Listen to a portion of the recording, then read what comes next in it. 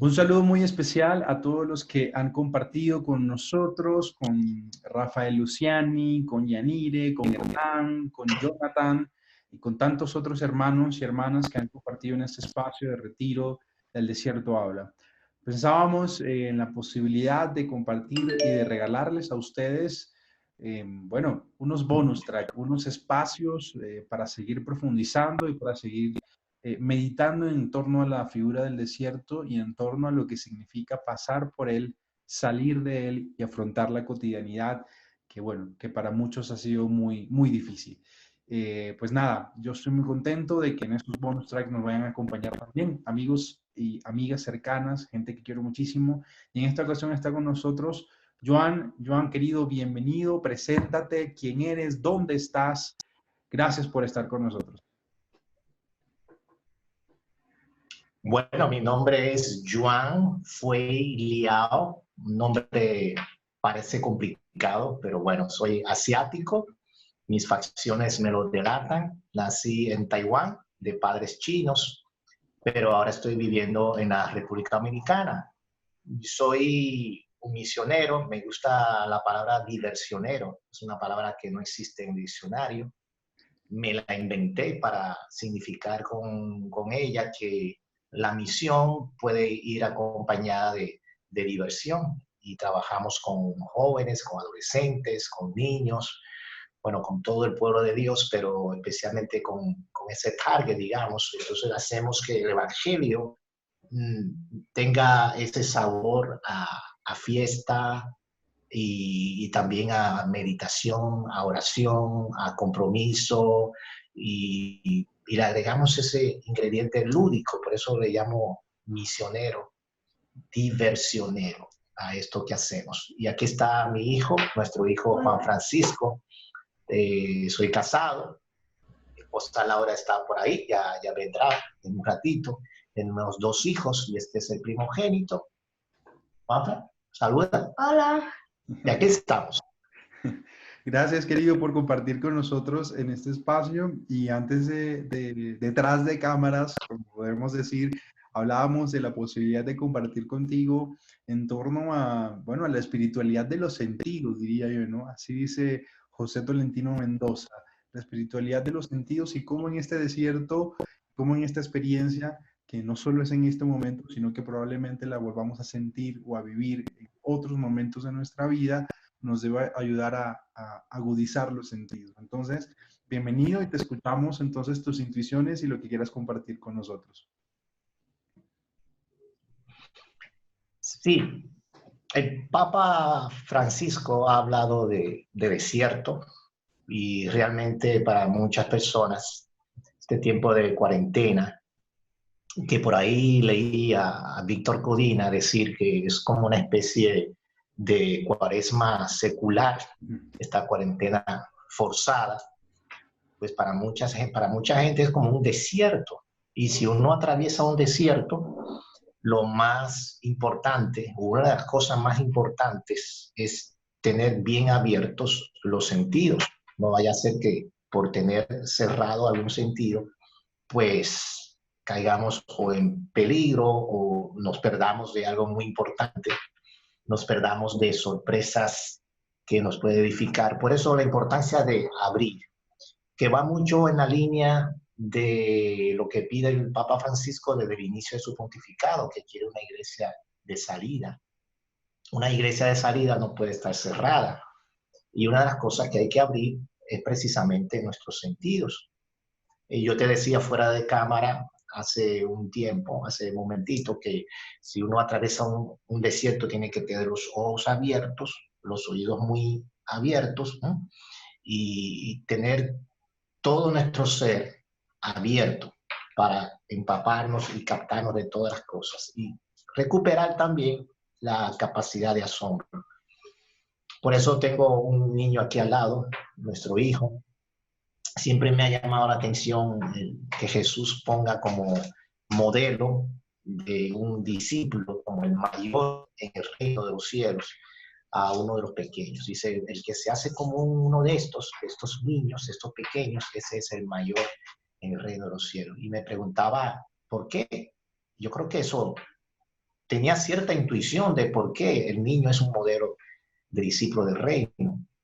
Pero cuando me convertí en papá, con la llegada del primogénito, creo que pude aprender mejor y comprender, entre comillas, un poquito mejor qué es eso de que tenemos que ser como niños. Los niños son personas que bien espontáneas, tan espontáneas que a veces nos hacen pasar vergüenza a los adultos, porque no tienen esa contaminación de que tal cosa es incorrecta. Eh, bueno, yo no sé si lo puedo decir, ¿lo puedo decir? ¿Qué? Un episodio que sucedió aquí al lado en el centro comercial. Este niño tenía como 3 años, yo creo, ¿no? Porque sí, tenías como 3 años. Y estábamos aquí al lado de mi casa, en un centro comercial, eso que llaman mall, y estábamos en el área de comida, y estaba lleno de personas.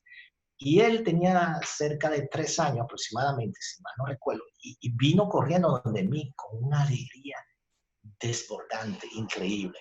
Y lo puedo decir.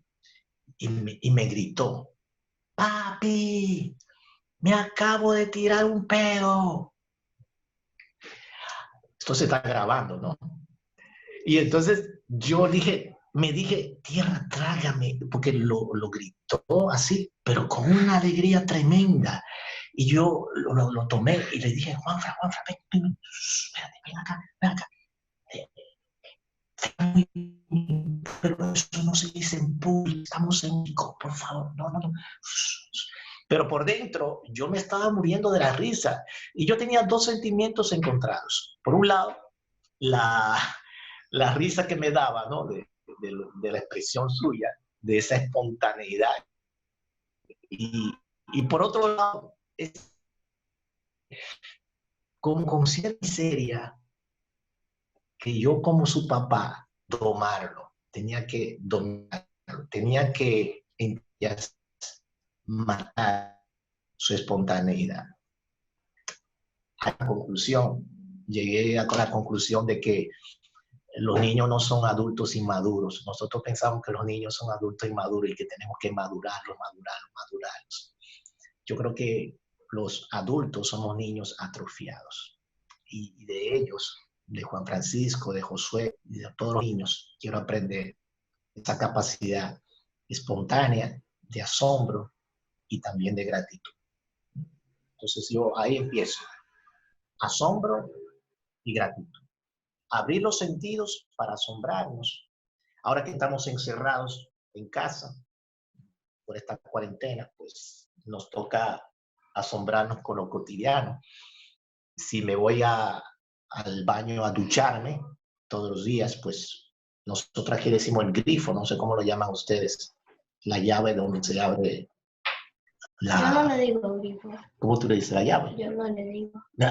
Tú no le dices. No Él me corrió. Yo le digo esa cosa. Bueno, pues esa cosa que uno da la vuelta y sale de allá arriba, de ese tubo, sale agua, ya eso no nos asombra. Y yo que tengo el privilegio, que quizás no, seguro que muchísima gente no tiene, de poder tener agua tibia o caliente, ya eso no nos asombra.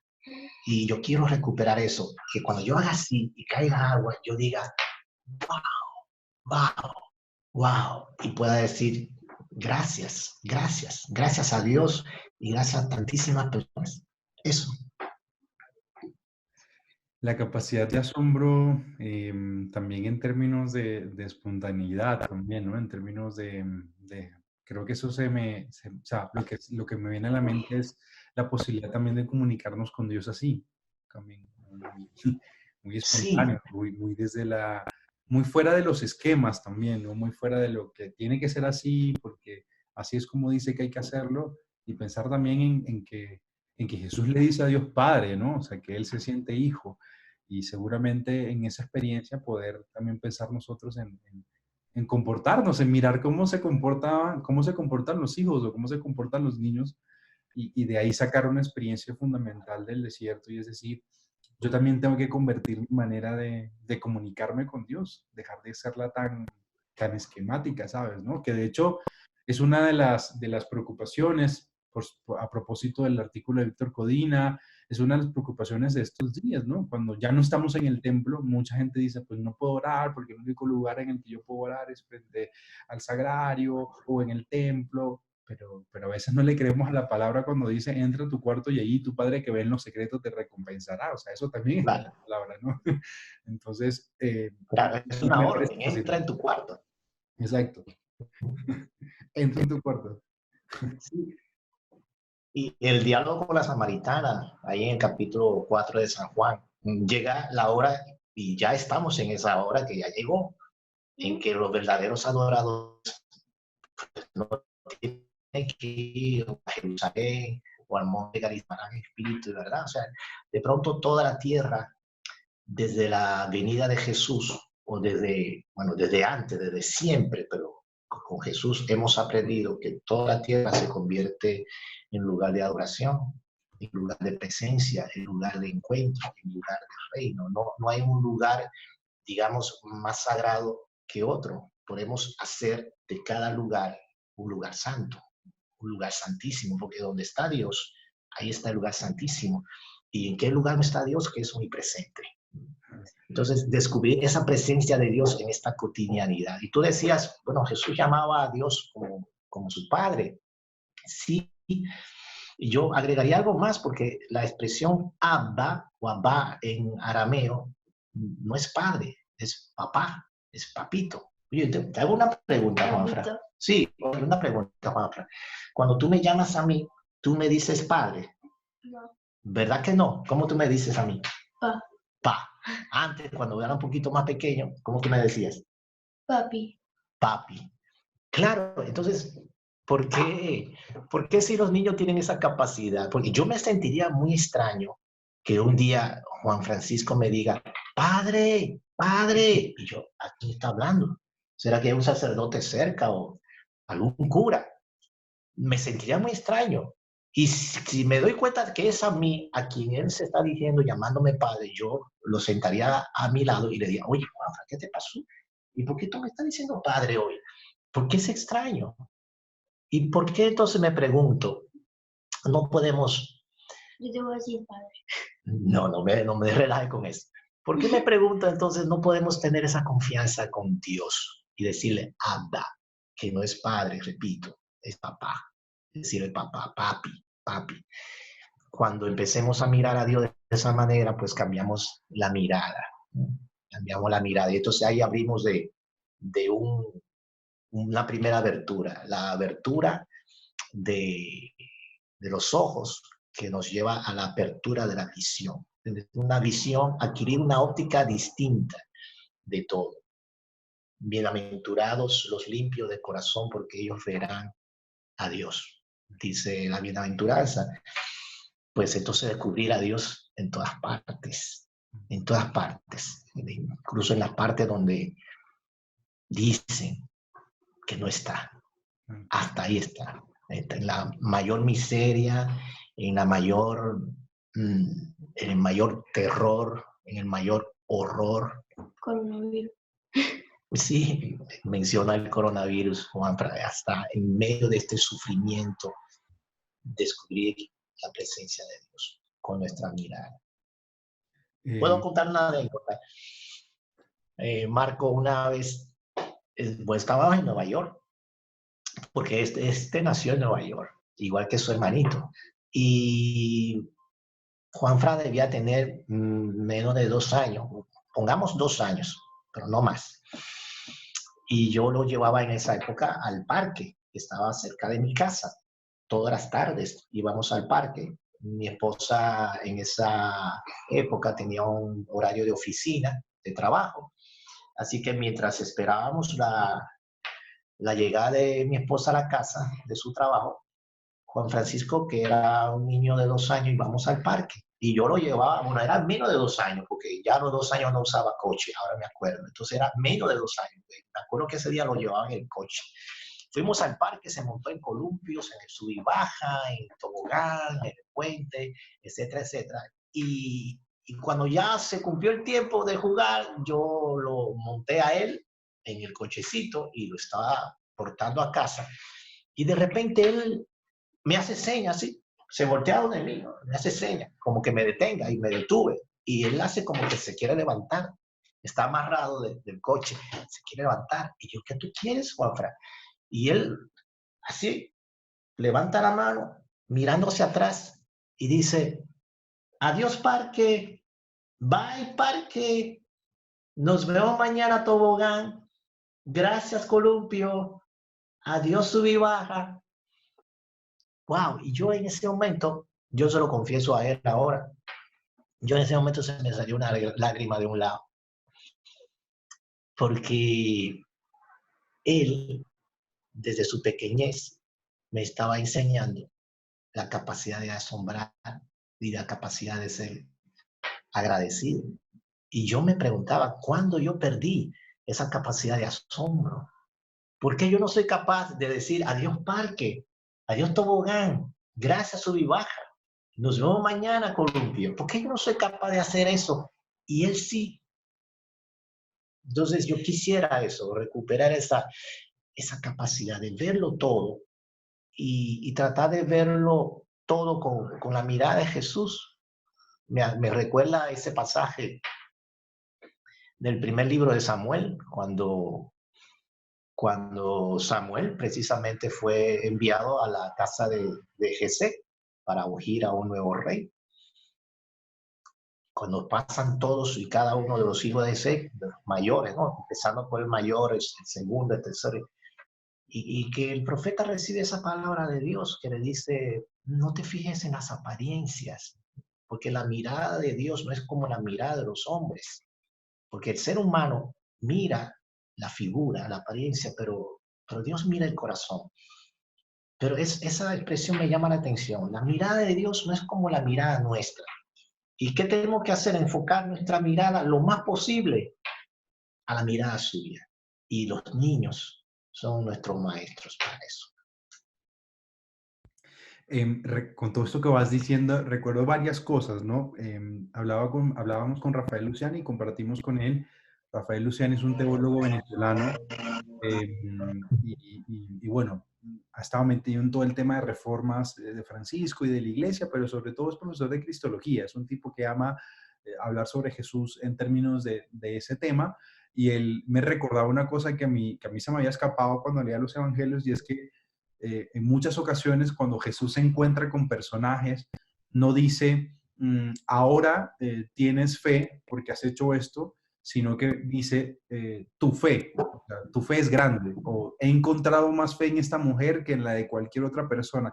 Es decir, Jesús es un gran, sí, como mirador y observador desde Dios, es decir, encuentra al Dios que ya habita en los corazones de los otros y les dice, no he encontrado más fe en esta, o sea, he encontrado en esta mujer una fe increíble. Sí, no va como con una cajeta de regalo y dice, mira, ahora que crees en mí, entonces, mira, aquí está el paquete de la fe, sino que descubre la fe que ya hay en los otros personajes. Y eso me parece fascinante, porque incluso Rafael decía, Jesús tuvo que pasar su propio proceso de conversión también, de descubrir a Dios en los otros. Y por eso es que todo el tiempo anda en búsqueda y encuentro de los otros. Eso es lo primero. Y lo segundo era, acordándome del mensaje del Papa Francisco de estos días, de la bendición Urbi et Orbi, que fue un mensaje súper potente. Él hablaba de que en la tormenta hemos sido despojados y en ese despojo nos damos cuenta que tenemos el momento de decidir entre lo esencial o lo accesorio. Y yo creo que también, Joan, con todo lo que hemos compartido hasta ahora, también es el momento de discernir y de hacer un juicio nosotros mismos de, oye, ¿qué es lo accesorio en mi vida espiritual? ¿Qué es lo accesorio? ¿Qué es lo que yo he metido ahí que no es esencial? Porque sí, para mí parece esencial mirar desde Dios. De pronto otras cosas, ¿no? Entonces, estamos en ese momento, ¿no? Entre el desierto, la tormenta, la figura de despojo, básicamente, repensando esto también, ¿no? Repensando la mirada, cómo miro yo a la gente, cómo miro yo a los otros, cómo miro mi casa, cómo miro mi vida espiritual, cómo miro incluso la palabra, ¿no? Con ese ejercicio que te vi hacer hace un par de semanas del corazón, del cosito que ya no me acuerdo cómo le llamas tú, para observar, o sea, eso me parece fundamental. Eso, por ejemplo. Bueno, eso digo hasta ahorita. Pues sí, yo recuerdo que hace tiempo mi esposa Laura y yo hacíamos una dinámica que consistía en mirarnos a los ojos directamente durante media hora cronometrada, o sea, 30 minutos cronometrados. Y en esa media hora mirándonos fijamente a los ojos, no decíamos nada, no pronunciamos palabras, no hacíamos ruidos de palabras, sino simplemente silencio y contemplación. Yo mirando sus ojos y ella mirando mis ojos. Y lo cierto es que en esa media hora ocurrían muchas cosas. Se transmite tanto, se transmite amor, gratitud, aprecio, ¿no? Respeto, admiración, Dios, Jesús. Y, y terminábamos muchas veces con lágrimas. Yo le llamo a eso que sale de los ojos. Me gusta mucho Josué, porque Josué es mi hijo menor que no está aquí en la cámara. Es 2 años menor que Juan Francisco. Juan Francisco tiene 9 años y Josué tiene 7. Me gusta que Josué en una ocasión dijo que los ojos no solo sirven para mirar. Y yo pensé, pues sí, los ojos sirven para mirar. Para algo más sirven los ojos. Claro, también sirve para llorar. Y yo, y sí es cierto, no he pensado en eso, ¿no? Esa es la sabiduría de los niños. Pues hago ese paréntesis, cierro ese paréntesis. Y cuando salía de tanto mirarnos a los ojos, esa lágrima, yo le llamo a esa lágrima río de agua viva. Yo creo que eso brota de mis ojos, río de agua viva. Cuando descubro belleza, amor, pues eso, tenemos que recuperar, pienso yo, la capacidad de mirarnos a los ojos. Y esta cuarentena nos ha obligado a la fuerza de estar muy cerca de nuestros prójimos. Parece una redundancia decir estar muy cerca de nuestro prójimo. Pero es que a veces el prójimo que lo tenemos al lado, lo tenemos lejos. A veces nos perdemos en nuestra propia casa. Me acuerdo de la parábola de hijo pródigo, capítulo 15 de San Lucas, que creo que todos ustedes conocen, ¿no? Los cristianos conocemos. Yo pregunto, de los 2 hijos, el mayor y el menor, ¿cuál de los 2 se perdió? Casi siempre cuando hago esa pregunta me dicen, el menor, el que se marchó de casa y se fue lejos. Y sí, ciertamente el menor se perdió, pero el mayor también se perdió. La diferencia es que uno se perdió lejos de casa y el otro se perdió dentro de casa. Pero los 2 estaban perdidos y hace falta ser encontrados. Y esta posibilidad de perderse en casa me aterra, me aterra. Y pienso en casa, no solo esto, ¿no? Mi casa como hogar, como lugar de mi familia. Pienso en casa en sentido más amplio, pienso en casa iglesia, casa, pero también pienso en casa común, tierra, ¿no? Y podemos perdernos en casa.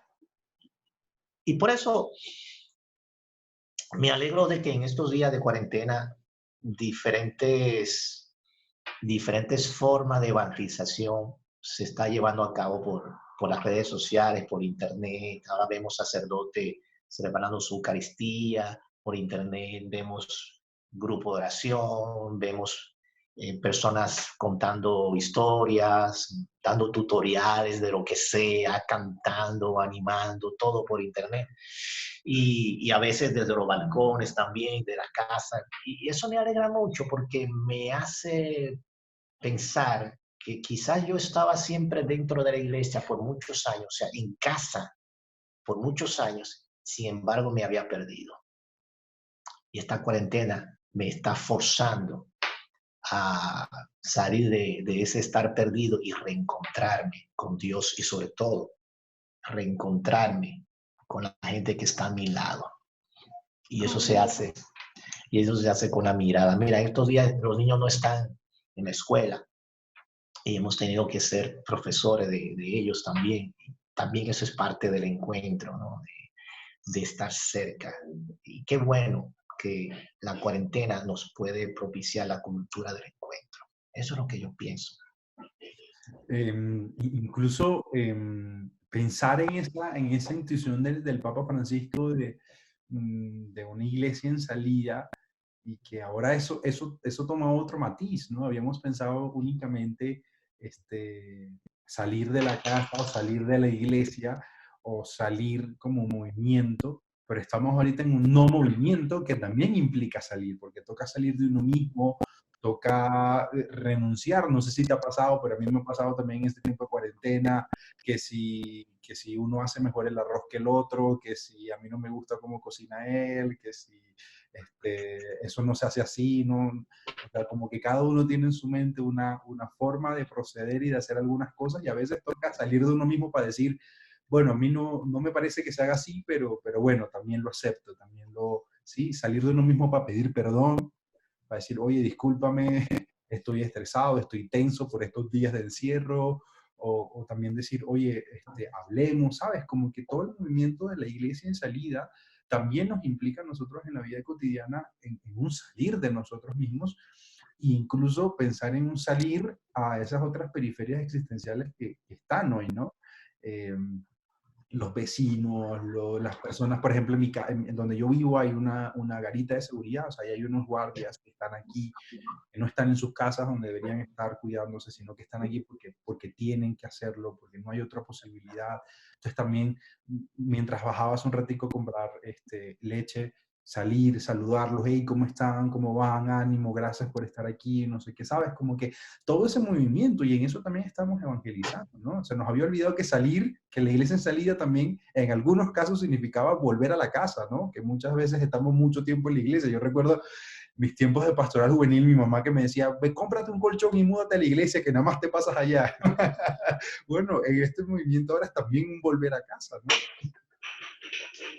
Sí, qué interesante y aparentemente paradójico que la iglesia en salida de pronto es un encerrarse en casa, ¿no? Porque entonces hay que descubrir otras maneras de salir, como tú dices, salir desde acá,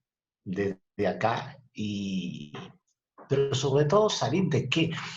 Hay una homilía de Papa Francisco en uno de sus días en Santa Marta, que celebra misa cuando está en el Vaticano, en su casa de Santa Marta, que el Papa hace una reflexión sobre pecado de adivinación. Entonces él pregunta a los que estaban ahí, ¿qué es pecado de adivinación? Entonces yo cuando pregunto a la gente, a los católicos, ¿qué es pecado de adivinación? Me dicen adivinar con barajas, con la taza, leer el futuro, horóscopo, etc. ¿Qué? Y sí, así dice.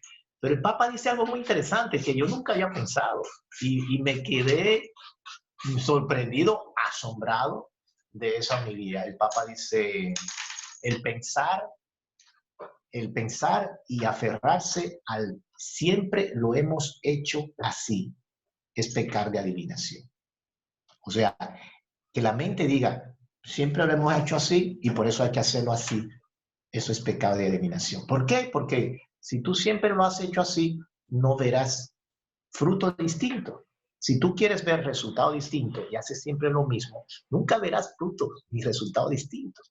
El Papa dice, es pecado de adivinación y de obstinación. Obstinarse en el siempre lo hemos hecho así es un pecado de adivinación. Ya nos anticipamos, como siempre lo hemos hecho así, vamos a tener este resultado. Yo creo que salir de ese esquema a lo que nos invita el Papa, salgamos de los esquemas, salgamos del siempre lo hemos hecho así, para dejarnos sorprender. Voy a citar sus palabras textuales.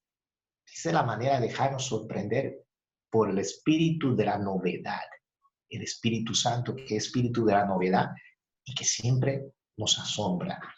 Cuando el Espíritu Santo ya no nos asombra, porque siempre lo hemos hecho así, y sabemos que cuando hacemos esto se provoca tal cosa, entonces hemos perdido esa capacidad de la novedad. Es otra palabra que quiero recuperar, novedad. La buena nueva siempre tiene que ser buena, pero también siempre tiene que ser nueva. Por eso se llama buena nueva. Entonces salir de nuestros esquemas. Yo me acuerdo que en el libro del Éxodo, que a propósito hay un desierto ahí también, pero y quiero, no el desierto este que atravesaron para salir el pueblo de la esclavitud de Egipto. Voy un poquito antes. Moisés tenía 40 años cuando mató al egipcio y se convirtió en fugitivo. Y dice ahí la palabra que Moisés se fue huyendo y llegó al desierto de Madián, que es un desierto. Y ahí en el desierto de Madián conoció a la que sería su mujer, su esposa.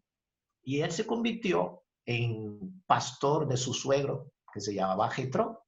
Entonces, un día, ahí en el capítulo 3 del libro del Éxodo, dice que Moisés, pastoreando las ovejas de su suegro, se fue más allá del desierto. Así dice la Biblia. La versión de Jerusalén dice, más allá del desierto. Y ese fue el día del encuentro de Moisés con la zarza ardiente. Ese fue el encuentro de Moisés con un Dios distinto, con una revelación distinta, un Dios que lo invita a ser parte de su plan de liberación del pueblo. Y lo que me llama la atención y quiero subrayar es esa parte que dice que ese día se fue más allá del desierto. ¿Qué significa eso? Tal vez quiere decirnos que los 40 años anteriores, Moisés había estado siempre más acá del desierto.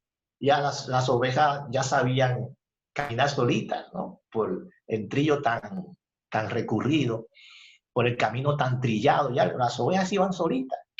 Pero ese día algo le pasó, yo no sé si un mosquito raro le picó a Moisés y decidió hacer algo distinto, ir más allá del desierto. Y yéndose más allá se encontró con la zarza. Quizás esto es un tiempo que se nos está invitando a irnos más allá de lo cotidianamente hemos hecho.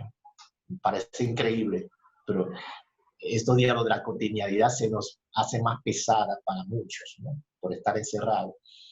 Tenemos que ir más allá de lo que cotidianamente hemos estado viendo y romper los esquemas, ¿no? ¿Qué tú dices? ¿Qué tú crees que los adultos hemos perdido y que los niños tienen y que tenemos que nosotros los adultos que recuperar? ¿Qué podemos aprender de ustedes? Yo no sé. Piensa, ¿qué nos falta a los adultos que ustedes tienen? No sé. Por ejemplo, que tú tienes muy desarrollado y que a veces tú crees que nosotros hemos perdido. El otro día me dijo algo muy, muy importante. Estábamos en la... Ser joven. Ser joven. Sí. Nosotros somos más jóvenes. Sí. ¿Y qué más tiene usted en la cabeza, por ejemplo, que tienen ahí en su cerebrito que nosotros No sé. podemos aprender? Hay una palabra que tú me dijiste el otro día, ¿te acuerdas? No. Imaginación. Sí, imaginación. Me dijo el otro día.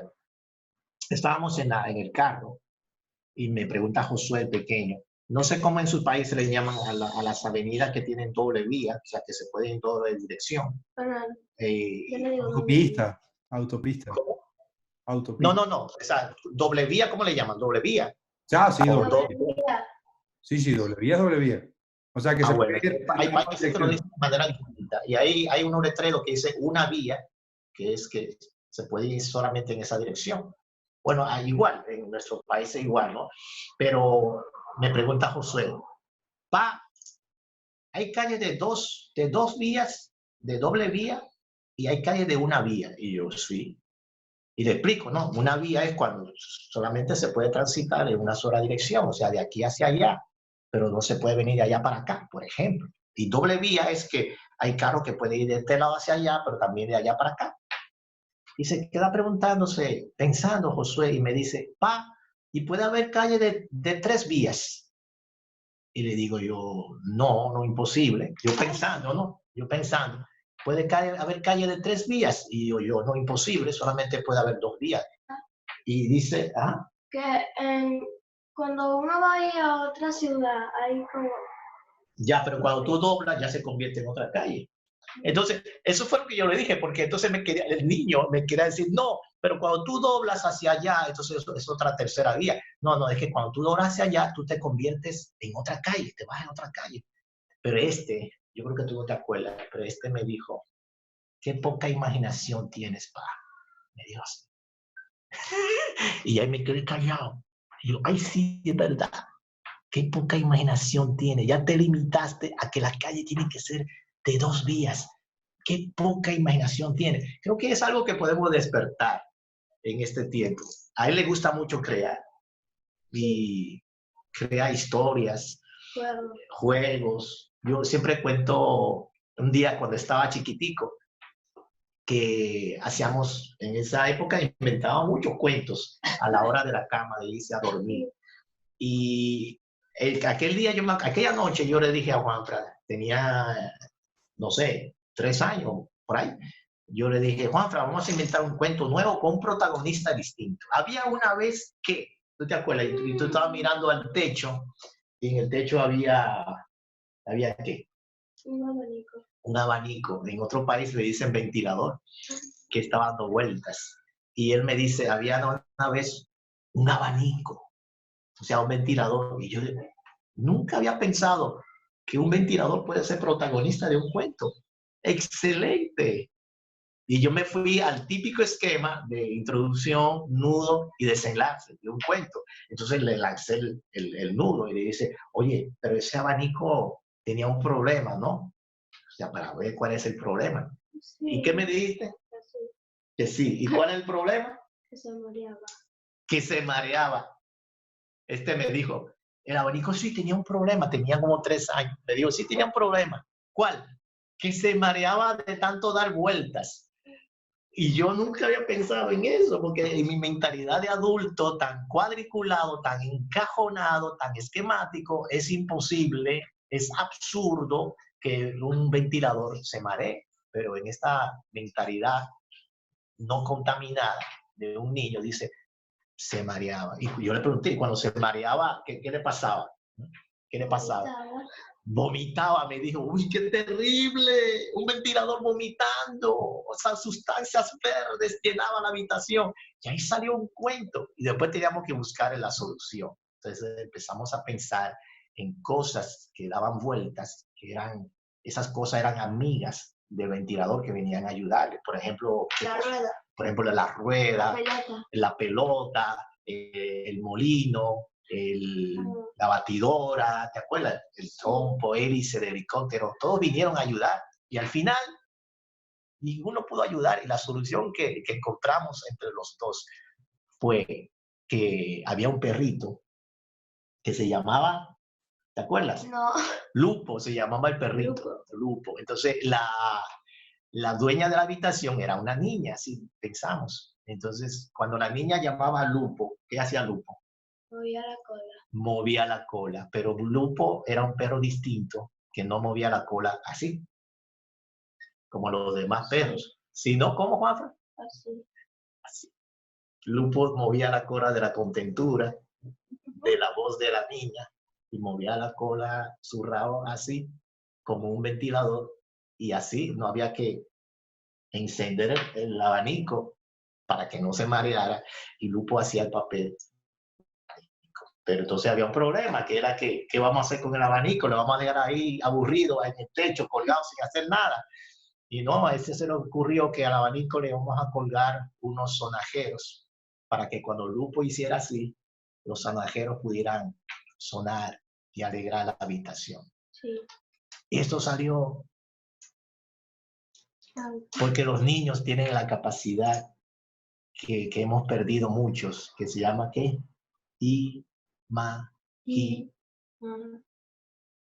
Imaginación.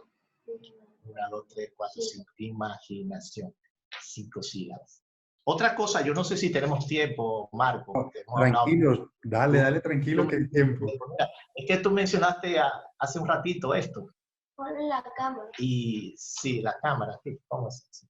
No sé. A ver, así. Se ve. Sí, es un corazón. Claro, se puede usar de distintas maneras. Aquí tengo otro que no es en forma de corazón, sino en forma de de rectángulo. Mira, vamos a hacer un cuadro. Sí, lo que Tomen foto. Ajá, lo que pasa es que Lo marcamos. en la época de los años 60, en Estados Unidos, había una religiosa, la hermana Corita, Sister Corita, Corita Kent. Es una religiosa un poquito distinta. Una época de los años 60 fue marcada por tantas luchas sociales, tantas reivindicaciones. Y Corita era artista, además de ser religiosa, monja, era artista, y sugirió dentro de su forma de crear arte usar lo que ella llama descubridores, que son cosas así. Hay distintos tipos de descubridores, son cualquier cosa que puedas usar que tenga un hoyito. O sea, a mí me gusta usar este porque tiene forma de corazón. Entonces ella dice que usemos esto para ejercitar nuestra musculatura visual. Es decir, yo voy a poner mi ojo por el descubridor y a través de ese hoyito voy a ver las cosas cotidianas. Y te garantizo, porque a mí me ha pasado, y en los talleres que hemos compartido, que cuando tú usas el descubridor para ver las cosas, los objetos, ¿no?, en la naturaleza, de pronto al enmarcarlo y enfocarse en ese detalle imperceptible a simple vista, todo adquiere novedad. Todo adquiere novedad. Y eso es maravilloso porque eso me recupera la maravilla. Incluso se puede leer la Biblia. Se puede leer la Biblia usando, estoy tomando un libro cualquiera, pero se puede leer cualquier libro o la Biblia usando el descubridor, porque así me enfoco en palabras concretas que yo no me había percatado si no hubiera usado este aparatito. Son cosas que uno puede hacer desde la propia casa, inventar cuentos desde la propia casa en estos días de cuarentena, porque los cuentos creo que nos acompañan, son buenos compañeros en el desierto. Y también cosas que podemos hacer a casa, usar descubridores para ejercitar nuestra musculatura visual y recuperar la capacidad de asombro con Dios. Bueno, querido, creo que hemos dado algunas intuiciones muy, muy interesantes y creo que muy esenciales en clave también de ir más allá del desierto, ¿no? Romper con esos esquemas. Y también me hacías recordar a que en ese mismo mensaje de la bendición Orbi del Papa Francisco hablaba también del espíritu y decía, él es el espíritu de la creatividad también, el que sale, el que rompe los esquemas, el que nos mueve hacia otras direcciones y nos impulsa también hacia otros sentidos, ¿no? Y yo creo que más allá del desierto, lo que podríamos ir configurando es esto, una espiritualidad de los sentidos, ¿no? De la vista, del oído, del tacto, del gusto, ¿sí? Y ahí podemos incluir otras palabras en esa espiritualidad de los sentidos como la imaginación, ¿no? Eso también me parecía muy, muy importante. No sé si quieres compartir algo más, si quieres agregar algún otro elemento más para seguir pensando esto. Los sentidos. Gustar y ver qué bueno es el Señor. Tiene que ver con gusto. Sí. Saborear a Dios. Fíjate que la palabra sabiduría viene de la misma raíz que saborear. Dios sabe bien. Dios sabe bien y sabe bueno. Dios sabe bien, sabe todo y sabe bueno. Dios, yo creo que Dios tiene todos los sabores dependiendo de la circunstancia que el ser humano está viviendo. De pronto Dios puede salar, puede endulzar. A ti te gusta lo dulce. Pero también agudizar los oídos y escuchar a la cigarra, escuchar a lo cotidiano, a los ruidos, y de pronto descubrir hasta en el ruido que menos nos gusta, que hasta ahí está la presencia de Dios. Y el olfato, me recuerda a Josué, el chiquito nuestro, que igual me dice, pa, la nariz no solamente sirve para respirar. Y digo yo, no, también sirve para oler. Yo pensaba que con eso ya. Me dijo, no, sirve para otra cosa más. ¿Para qué? O para sacar mocos. Esa es la espontaneidad de los niños, ¿no? Pero pues sí, olfatear, tener olfato. Hay la gente cuando dice hay que tener olfato, es como Hay que oler. tener esa intuición de descubrir lo que parece que está oculto, pero está. Y escuchar mucho. Yo quisiera invitar, si se puede, Marco, a Laura, mi compañera, que está aquí. Laura, ¿tú estás lista para venir para acá? Coge tu instrumento. ¿Y por qué con la Porque, Quita la letra, mi amor. porque Laura nos puede interpretar una canción de María Elena Walsh, que es una autora argentina, que la verdad es que para mí es muy admirable ella, porque a mí me gusta mucho la literatura infantil y parte de mis creaciones de literatura infantil se la debo a la inspiración de ella, pero ella también escribió no solamente para los niños. Y esta canción quizá muy conocida, que nos habla de la cigarra, y la cigarra que cambia de piel, bueno, cambia de, no sé si decir piel, pero cambia de vida, literalmente, con las estaciones, y resurge un poquito de metamorfosis, como la mariposa, como la oruga, pero la cigarra tiene otra característica, es que canta, Entonces, todo este mensaje de la canción quiero que escuchemos para que nos sirva para pensar que este desierto pasará, y que volvemos a resurgir. Y que parte de lo que tenemos que hacer es, desde ya, ir más allá del desierto, como Moisés. Juanca, ¿tú le puedes dar un permisito, por favor? A ver. Laura, con ustedes.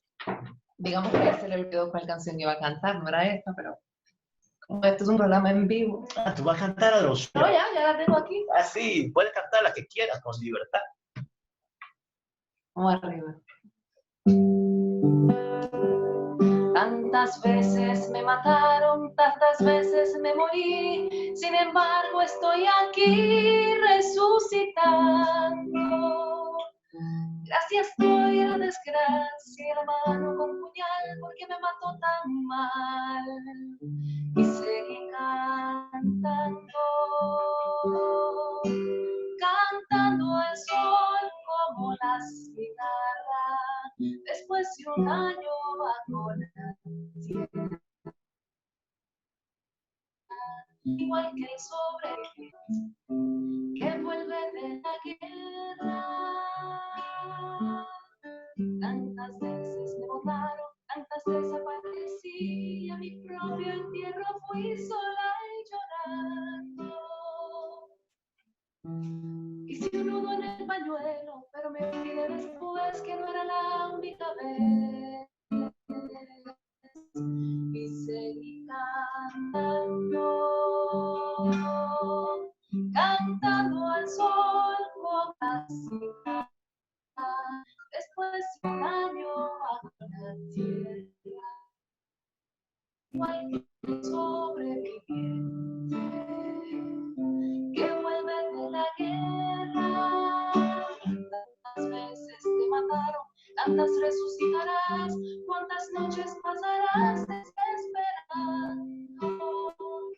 Y a la hora del naufragio, de la oscuridad, alguien te rescatará para ir cantando, cantando al sol como la cigarra, después de un año bajo la tierra, igual que el sobreviviente que vuelve de la guerra, cantando al sol como la cigarra, de un año bajo la tierra, igual que el sobreviviente que vuelve de la guerra.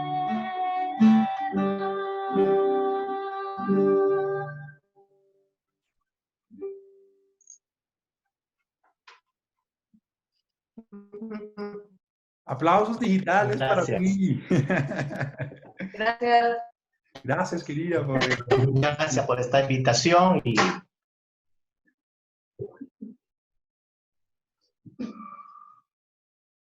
Querido, gracias. Gracias por este espacio que nos regalaste. Gracias por estas intuiciones. Dejaré material de Corita debajo de este enlace, de este video, y compartiré muchas de las cosas que nos has regalado también en este tiempo, ¿no? Y en esta conversación. De verdad, muchas gracias por regalarnos este espacio, por dejarnos entrar en tu casa también, por compartir con tu hijo, con tu compañera de vida, con tu esposa. Y bueno, querido, si quieres tu saludo de despedida y con eso cerramos este espacio. lo que está pasando, está pasando. Sí, parece una redundancia, pero no lo es. Lo que está pasando, está pasando. Y todo temporal es temporal. Todo temporal es temporal. Y los amigos son amigos, dice Juanfran. Temporal quiere decir pasajero. Temporal de tormenta, todo temporal es temporal. Y lo que está pasando, está pasando. Vivir el presente, abrir los ojos, abrir los sentidos, dejarnos apabullar por el asombro de Dios y abrazarnos a la vida. No podemos vivir el futuro, no existe el verbo futurarse. Tampoco podemos anclarnos en el pasado, no existe el verbo pasarse o pasasarse, no existe. El único verbo que existe en el tiempo Presentarse. es presentarse. Y el presente es un regalo, por eso le llaman presente. Eso lo aprendí en Kung Fu Panda. Así que vivamos un regalo de Dios y siempre con la visión de este. Los quiero mucho. Chao, querido. Gracias. Bye. Chao. Adiós. Bye, Marco. Chao.